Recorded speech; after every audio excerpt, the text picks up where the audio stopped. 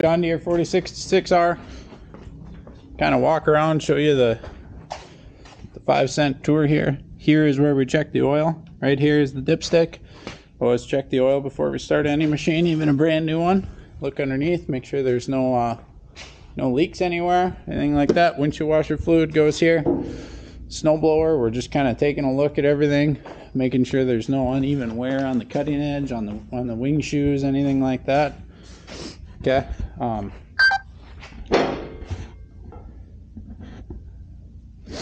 We can inspect our chain. This is where we lubricate our chain. Okay, so we're check that out. Make sure this is latched. Get this out. Take this pin out. Slides off like this. Okay. Right here is our PTO shear bolts. Okay. So if we have an issue with the PTO shear, if you hit something and it shears, this is where we fix that. We got a shear bolt here, and then we got shear bolts on each side. Okay, so that's something you may need to do. There's shear bolt in the cab.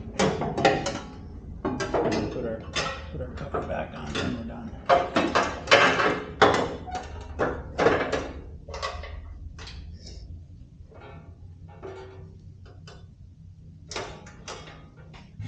Okay. So that is that. Don't believe there are any shear bolts in the auger or blower. It's just right there on the PTO. So that about covers the outside of the tractor. We just look at the tires, make sure the tires are good. There's no leaks. Plow, everything looks good. The wing cutting edges aren't wearing funny. Nothing's wearing funny. Should be good to go. Okay, so here we got the John Deere 4066R with the Metal Plus blade on the front and the Cyclone inverted snowblower on the back. So kind of basic operations here. Keys down here. It does have glow plugs, but again, there's no indicator light on it. So you just want to give it 5 seconds. Make sure your throttle is low, quarter throttle. Even an idle is fine to start it, just no higher. Starts right up. Okay. There's kind of a lot of different switches and things in here, so we'll just start with the basics. Here's your throttle. Pretty self-explanatory. Down here is your emergency brake, right here. Yep, so that has to be off in order to operate it. There's three speeds. There's C, which is fast, B, medium, A, which is really slow. Most of the time, you're going to be in C. If you're ever driving anywhere, you're going to be in C. If you're plowing a lot, you're probably going to be in C. The only time you're ever really probably going to go into B is if like you're in a driveway and it's heavy snow and you just need more power at a slower speed. But pretty much keep it in C. Don't shift ranges while you're moving. Be stopped before you shift ranges. Okay. This right here is your this lever right here is your 4-wheel drive. Okay.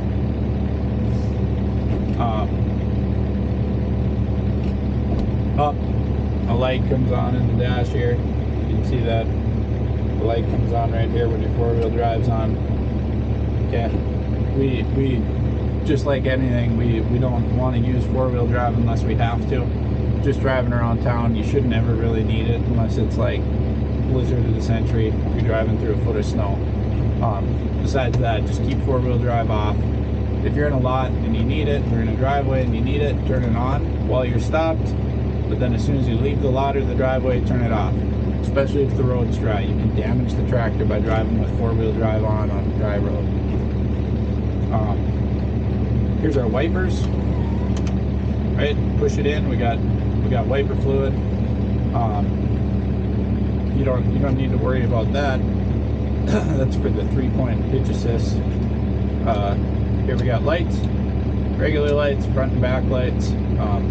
Don't have the back lights on when you're driving down the road. Hazards, you shouldn't need your hazards on. I'd prefer if you use turn signals, right? So we got left, we got right, that's how we do our turn signals. We have a beacon on, so we shouldn't need to put our hazards on.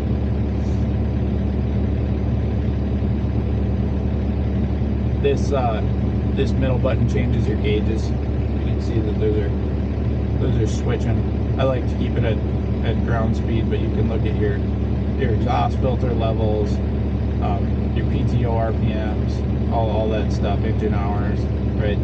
This is how you see it. So, but it's, I don't know, it's kind of nice to see your ground speed. I guess I like that, but personal preference. This button right here to the left, the bottom left, that starts your regen, and this button to the bottom right stops your regen. I don't ever want you to push the stop regen button without calling me. Okay? We should let this tractor regen when it wants to. The only thing you need to know about regens is do not turn the tractor off while it is regenning. Don't ever do that. Just let it finish. It's going to idle high. It's going to get, it's trying to burn the crap out of the exhaust. Okay, so don't ever turn regen off without talking to me first. We could figure something out if we have to shut the tractor off, right? But for the most part, we just got to let it do its thing. So that covers these sides. The throttle. This is kind of a different thing with the throttle. When you're driving around town, you can actually keep it like at idle, right? Because this tractor does something pretty cool, which is it's called auto throttle. Okay, and that's this button right here. You can see that there's 6 buttons here. It's the bottom right button. If you push that button, now we have our parking brake off, we're in high range. If you push that button and you go forward with the forward pedal, it automatically throttles the tractor up. And then it goes back to idle, just like in a car. So that's pretty neat. I want you to use that when you're driving around town. That way when you come up to a stop sign, you're not sitting there like that at a stop sign, right? It just automatically uses the right amount of throttle.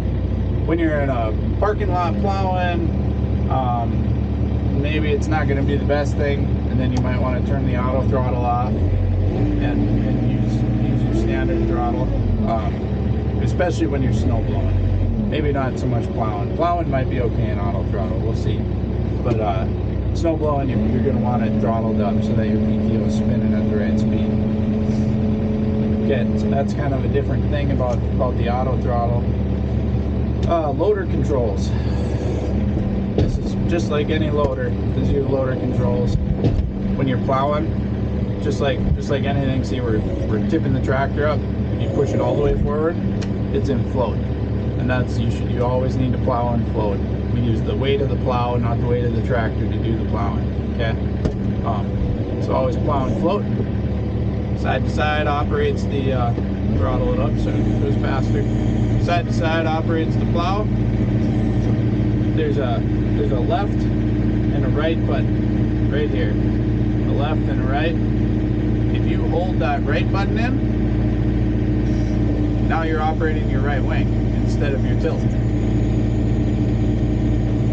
Same thing with the left. If you hold that left button in, now you're operating your left wing instead of the tilt.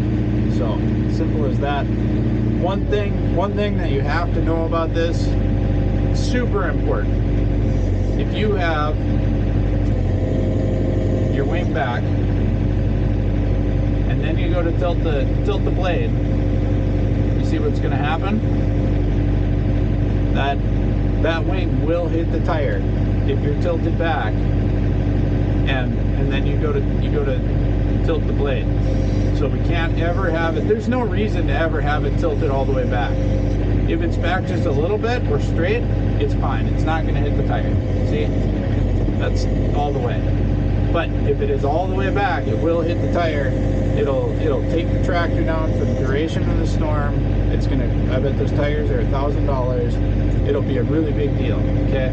So just always remember, don't destroy the tires with the plow, okay? You cannot have them tilted all the way back and be operating the blade, which there's no reason to ever do that anyways. The whole reason for this configuration, where you have both the wings back, is the back drag, okay?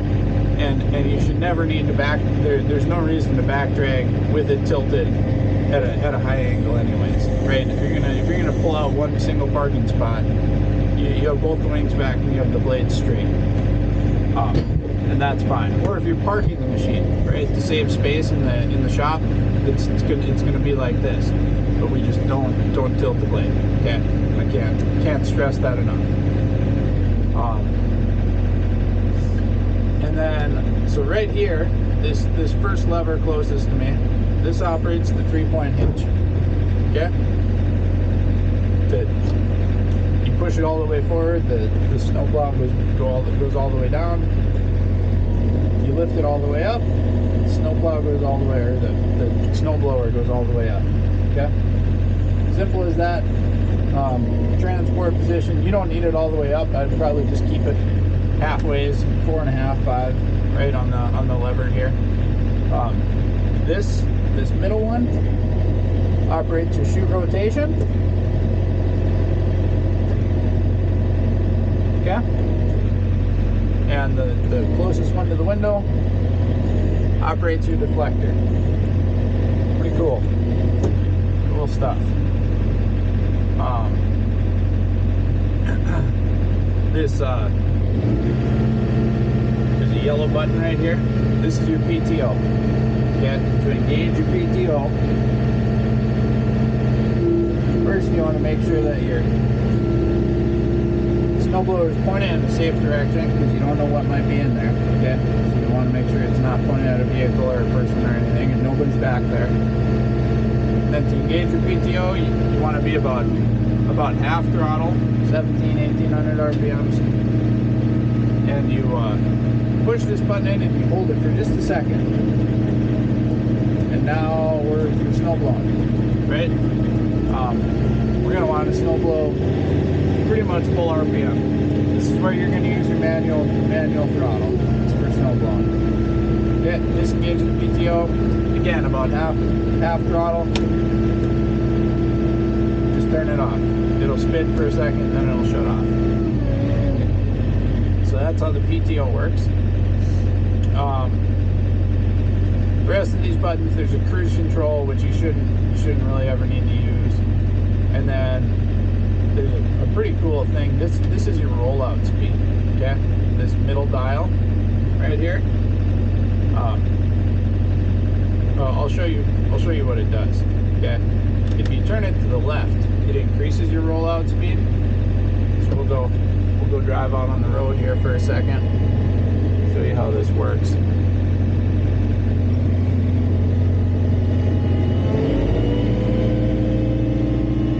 Okay, so I'm going full speed, and with the dial to the left all the way. When I let off.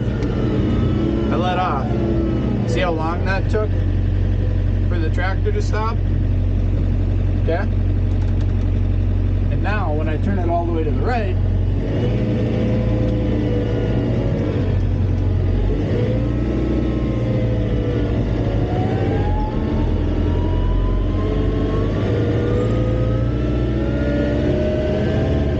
and now when I let off, see how fast that stopped us?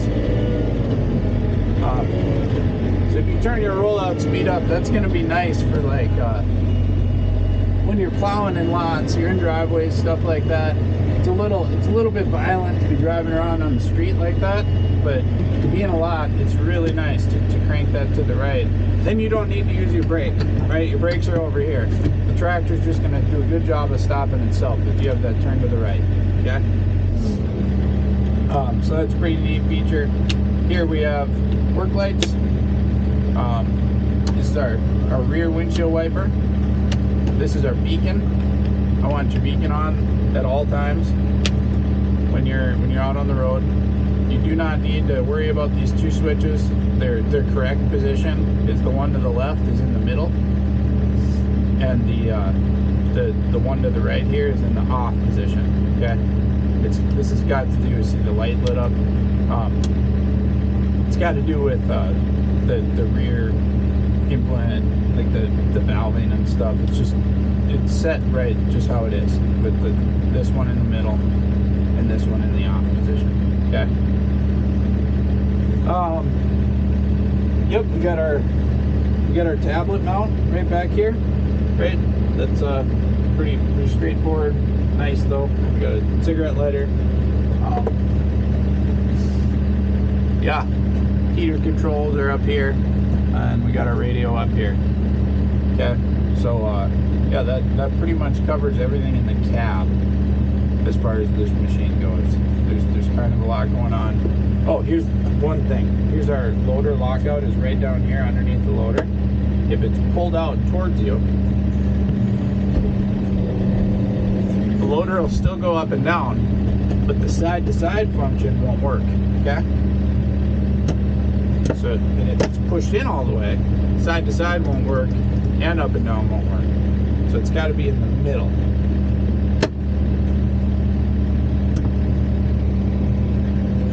And now everything works again. Okay.